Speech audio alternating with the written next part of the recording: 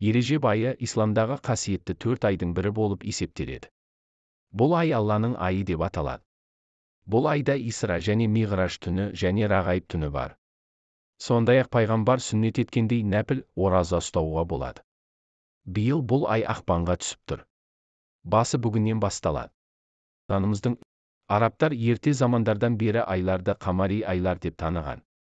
Ибрахим мен Исмаил заманынан бері бұл 12 айдан 4-еуі қасиетті айлар болып есептеледі. Бұл айларда соғысуға, қан төгуге тыйым салынады. Себебі ол айларға құрмет көрсету еді. Осы айларда бір-бірлерімен соғыспай, ғибадаттармен айналысатын. Бұл айларға құрмет ететіні сонша, әкесін өлтірген адамды көрсе, оған қол жұмсамайтын. Алла тағала осы қасиетті айларда күнәстерге және қан төгіске тыйым салды. Әрине, Алла тағаланың тыйымдары негізінде бүкіл уақытқа арналған. Бірақ басқа айларға қарағанда бұл айларда күнәстерге мұқият болуға дініміз үндейді. Ережеп айының мұсылмандар үшін орны бөлек. Оның бірнеше себебі бар. Ражаб сөзі ұлықтау, құрметтеу деген мағынаны білдіреді. Араб халқы ислам діні келмей тұрып бұл айды ерекше қадірлеген. Тіпті осы уақытта жылдап жалғасып келе жатқан соғыстар, араздықтар тоқтаған. Ережеп айында елеулі тарихи оқиғалар өткен. Мысалы, жер бетін су басқанда Нұх пайғамбар кемеге мінген, Мұхаммед пайғамбарға алғашқы уахи түсе бастаған, Миғражға көкке көтерілген. Ережеп берекелі әрі ұлық ай. Ондағы аз ғана ізгі іске көптеген сауаптар беріледі, құлшылықтар мен дұғалар қабыл болады. Алла елшісі, 5 түн бар, онда дұғалар кері қайтарылмайды. Олар Ережеп айының алғашқы түні, Шағбан айының жартысындағы түн, Жұма түні, ораза және құрбан ай түндері деген Ибн Асакир. Ережеп айының алғашқы жұмасында Рағайб намазын оқу туралы келген хадисті кейбір ғалымдар негізсіз деп айтқан. Дегенмен Алла елшісі Ережеп айында көп истиғфар айтуға, кешірім тілеуге үндеген. Алла елшісі Ережеп айында ораза тұтатын. Алайда бұл айда ораза тұту, тұтпау әркімнің өз еркі болуы тиіс. Ережеп желге, Шағбан бұлтқа, Рамазан жаңбырға ұқсайды.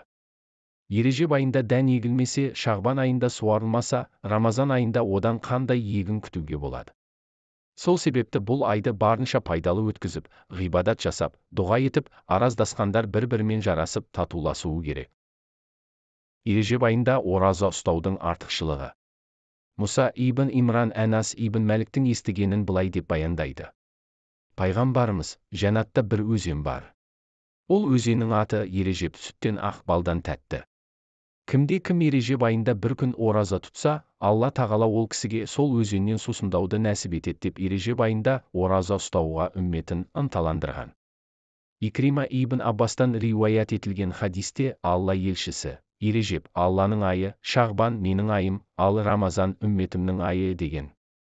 Әнас ибн Мәліктен риуаят етілген осы хадистің жалғасында, ей Расулулла, Ережеп айының Шахруллах деп аталуының себебі не деп сұрады. Сонда Алла елшісі, Ережеп Алла тағаланың күнәларды кешіретін айы. Алла тағала құзырында сүйікті ай. Бұл айда Алла тағала әнбиялардың, яғни пайғамбарлардың тәубелерін қабыл етіп, әулиелерді дұшпандарынан қорғаған. Бір кісі Ережеп айын ораза ұстап өткізсе, Алла тағаланың 3 жақсылығына ие болады.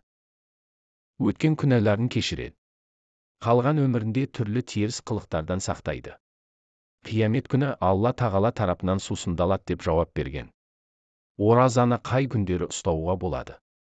Ережеп айының басында 3 күн, ортасында 3 күн және соңында 3 күн ораза ұстаса болады. Дәлірек айтсақ, әр аптаның бейсенбі, жұма және сенбі күндері. Кімде-кім харам айларындағы бейсенбі, жұма және сенбі күндері ораза ұстайтын болса, оған 700 жылдық ғибадаттың сауабы жазылады делінген сахаба Әнәс ибн Мәліктен риуаят етілген бір хадисте. Сондай-ақ тағы бір хадисте Ережеп айында 1-ші күні, 15-ші күні және ақырғы күні ауыз бекітсең, 1 ай ораза ұсағанға тең деп айтылған. Егер 8 күн ауыз бекітсең, Алла тағала жұмақ есігін саған ашады деген. Ережеп айында қасиетті түндер. Миғраж түні Ережеп айындағы 28 ақпаннан 1 наурызға қараған түн. Миғраж оқиғасы хижреттен 1,5 жыл бұрын Ережеп айының 27-ші түнде болды.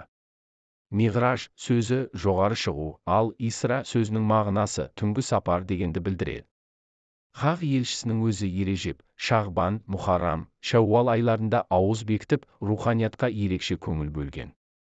Ережеп айының жұлдызы туғанда парасат падишасы, уа, ұлы жаратушы. Ережеп пен Шағбан айларын берекелі ете көр. Бізді қасиетті Рамазанға аман-есен жеткізгейсің деп дұға жасаған. Сондай-ақ Алла елшісі Ережеп пен Шағбан ұдайы ауыз бекітіп, нәпіл ғибадаттарды молынан атқарған. Рағайб түні Ережеп айындағы қасиетті түн. Айдың бірінші бейсенбісінен жұмаға ауған түн. Бұл түн кешірім мен үміт ғибадат түні. Басқа да құлшылықтар. Күндіз ораза ұстаумен қатар, түнінде көбірек тахажжуд намазына тұрған жақсы. Сондай-ақ Құран оқып, қаза намаздарды өтеп, таспихат, зікірлерді айтып, көптеп жарылқау тілеген дұрыс. Өйткені харам айларында, соның ішінде Ражаб айында орындалған игіліктерге, өзге айдағыдан гөрі көбірек сауап жазылатындығы жоғарыдағы ардақты сахаба Абдулла ибн Аббастың сөзінен ұғыну қиын емес. Алла тағала осы айда жасаған құлшылықтарымызды қабыл етіп, о дүние, бұл дүниеде жүзімізді жарық еткей. Ережеп айында ораза ұстайтын кісі күнделікті намаз кестесін негізге алады. Дәлірек айтқанда, таң намазы кірген уақыт, ауыз бекіту уақыты болмақ. Сол уақытқа дейін сәресі ішіліп болуы керек. Ал ақшам намазының кірген уақыты, ауыз ашар уақытының кіргенін білдіреді. Ауыз бекітерде оқылатын арнайы дұғасы жоқ. Маңыздысы, ниет. Күні бойы еш нәр татпастан Алла ризалығы үшін ораза ұстауға іштейді деп ниет білдірсеңіз болғаны. Ауыз ашарда қазақшалап тілек тілеп, қалаған нәрсеңізді жаратушыдан сұрасаңыз болады. Ережеп айының келуімен алдағы Рамазан айының да лебін сезе түсеміз. Рамазан айына деген рухани дайындығымызды пысықтай түсуде Ережеп айының берері мол.